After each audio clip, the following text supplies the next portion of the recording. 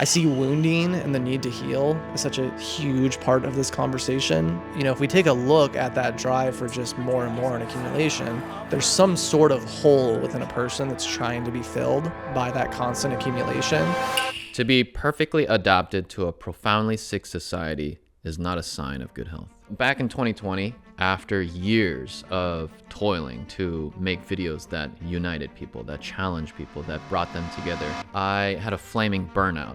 I was more exhausted and dead inside than ever. When I quit, I started doing some real soul searching and traveling and talking with people. I met a lot of people that had similar burnout stories. And I realized that increasingly our systems are not working. It didn't matter if it was meaningful work or in finance or corporate or whatever. Something about the way we were operating and something about the environments and systems we were in were constantly pushing us to give more and more of ourselves. It was extracting this soul energy from us and spit us out. In other words, we live in an environment designed to prevent us from listening to ourselves. People are catching on. There's new things being birthed, but a lot of pain has to happen first. This is a period where old paradigms are cracking, old programs, they're breaking, and there's a lot of chaos and polarization and tension and confusion. But on the other side, there's also people who've been on the cutting edge of realizing this is going on. They know that there's a new paradigm being born, that old ways are breaking, that this is an opportunity for actual inner breakthrough on a mass scale. So this particular conversation is with Trace and Tina, and they actually help people to understand the huge paradigm shifts happening within us individually and our systems at large, where humanity is going through a shift and transition that we've never seen before. If you're a fellow seeker and builder and idealist like me, I think you'll enjoy this conversation. Otherwise, enjoy. It seems like there's some kind of breakthrough happening right now. So from your perspective, what's going on right now? We are currently in a society, at least I'll speak for the United States, where our knowing, our truth, even our spirituality, everything was outsourced. Even to the point where on any given day, I can use my Amazon Prime to grocery shop for me.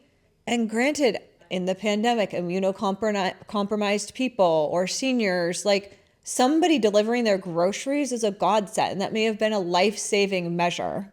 On the other hand, are we using someone else to package up our groceries at some, I'm sure, very, non-livable wage, I'll say?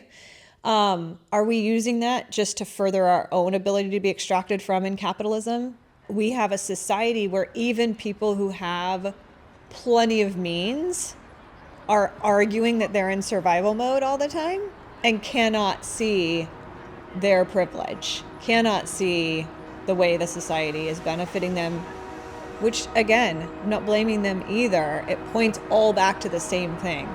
We've all been traumatized in this system, different particulars, but I think there's some overarching truths, and one of those overarching truths, to put it simply, is the loss of our own knowing and our own intuition, our own ability to connect to something greater than ourselves, our own ability to know what our next right step is. As part of the evolution of the human mind, and we saw this in the 16th and 17th century with the Age of Enlightenment and the scientific revolution, the human mind developed to the point where it became really good at breaking reality down into parts, but it also meant that it fragmented reality. When you perceive reality in parts and you build a society around a parts-focused view of reality, you create humans that think they only are their minds. Even the ability to create an economic system that places more value on the forest that's cut down versus the forest that stays. Like literally the things that we rely on to breathe. We are getting more material comforts, and on some level, life is getting more comfortable. But that very development and that tech development is also leading to an uninhabitable planet and like the end of civilization as we know it. We've gotten enough taste of incredible convenience, just press of a button, get the Amazon package of like a toothbrush. And then you realize all parts of your life when it's like that, you're still not happy, this isolated, separated individual happiness journey just doesn't work for anybody at all. Yeah. And it kind of seems like it does when you go on Instagram and you see people's like curated images, but it's all this kind of like huge illusion that everyone's collectively taking part in. Yep. Part of the irony of our system is that it's leading to a result that no one really wants. How is our system designed this poorly that we're all taking action and it's contributing to a result that no one truly wants? At the heart of capitalism is a deep wound and a deep disconnection. There's a disconnection from self, a disconnection from others, a disconnection from nature. What capitalism conditions is just like accumulate more and more. It's winning and just getting more and more. But if we take a look at that drive for just more and more and accumulation, there's some sort of hole within a person that's trying to be filled by that constant accumulation. So satisfactions that we're actually like wired to look for, which is human connection, connection with nature, Connection to something greater to something greater than ourselves. Lewis Howes rose to prominence by interviewing, I think his whole thing was about greatness, somebody who had gotten to the end, or basically gotten to the peak of that type of masculinity, whether it was overly sexualized or overly athletic. And so he went out and found people who had achieved it and talked to them about how they actually felt, right? 10 out of 10, either they hit their peak and realized there was no there, or they hit their peak and really realized that wasn't the thing and actually did introspection and went and found true fulfillment in some other way. Yeah. Wow. And so I bring all this up to say that I think maybe the billionaires had to have their moment. The bottom line is that we had to watch people live that to its end. The things that factory workers were fighting for, to have the 8-hour day that office workers now see, which is crazy for like people who are creatives, or think about a therapist sitting in front of somebody for client after client for 8 hours a day. It's like impossible. Like thinking about an 8-hour workday is actually insane if you just take the lens off. We've asked our bodies to carry all of this, and then we pretend like nobody's carrying it. Yep. Because we've kind of like disconnected our head from our bodies. Biggest paradox is the angriest people think they don't have any anger.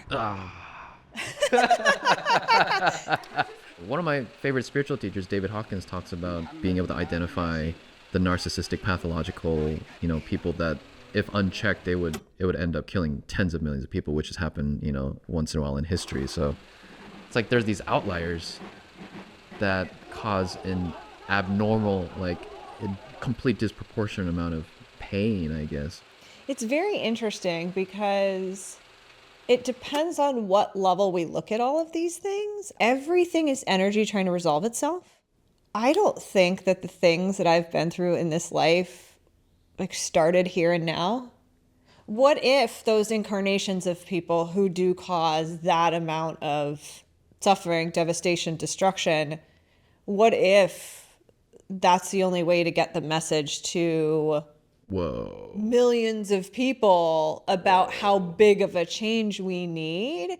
Fascism is just narcissism in politics or at governance. All of it is a direct attempt to get people off of their center, confused, in fear, and therefore controllable. Yeah. To some extent, we can see what's happening right now as just like a crescendo moment of hundreds of years of that same tactic. And so whether it's coming through the lens of current Western psychology, whether it's coming through the lens of Buddhism, I'm sure there's many other spiritual traditions and scientific ways of knowing. But at the end of the day, it all points back to the same thing, which is how do we truly love in light of the chaos that's happening around us? How can we take the being that causes that much chaos, and on the one hand, send that being love from source, and at the same time, on a personal level, be very clear about the information that I want to share with the world and I want to get out to the world so that we can stop this level of suffering.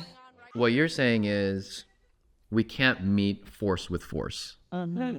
It has to be a completely different dimension of power altogether. One of my friends kind of reframed this AI revolution beautifully, because I was kind of getting really jaded and down, like, oh, this is going to be a lot of pain and noise. But the way she put it was like, well, you know, because there's a lot of noise, it's going to help clarify truth a lot more too. Like, it's actually going to create more potent spotlight effect on what actually works. There's a great quote by the philosopher Frederick Jameson. It's easier to imagine the end of the world than the end of capitalism.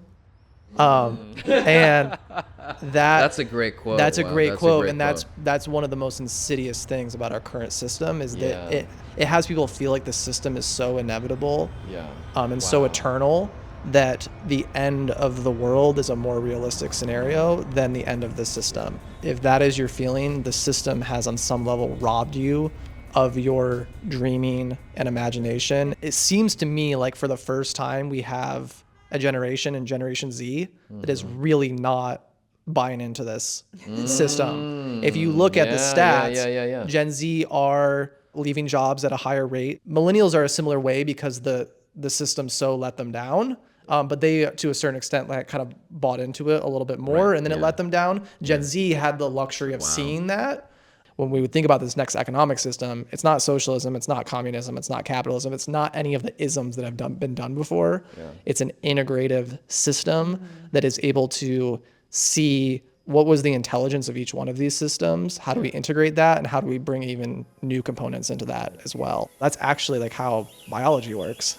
Like that's actually how these natural systems all around us work. So what we're doing on for the human civilization is actually like in a lot of ways aligning human civilization to the processes of nature.